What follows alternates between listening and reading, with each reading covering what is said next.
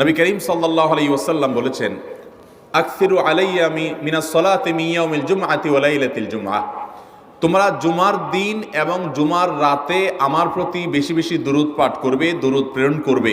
ফাইন্না সালাতাকুম মা'রুদাতুন আলাই, কারণ তোমরা যে দুরূদ পাঠ করো এটা আমার কাছে পেশ করেন আল্লাহর ফেরেশতারা, এবং রীতিমতো নামধাম সহকারে আল্লাহর একদল ফেরেশতা নিয়োজিত আছে। তারা বলেন, আল্লাহ, হে আল্লাহ রাসূল, আপনার অমুক উম্মত, অমুক অনুসারী, আল্লাহর অমুক বান্দা পৃথিবীর অমুক প্রান্ত থেকে, অমুক দেশ থেকে, অমুকের সন্তান, সে আপনার প্রতি দুরূদ পেশ করেছে জুমার দিনে, জুমার রাতে বা অন্য সময়ে।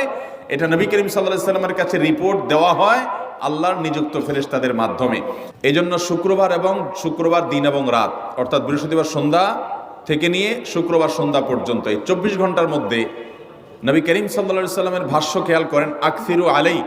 ওলামা একরাম জানেন, নবী আলাইহিস সালাম সাধারণত কোনো আমল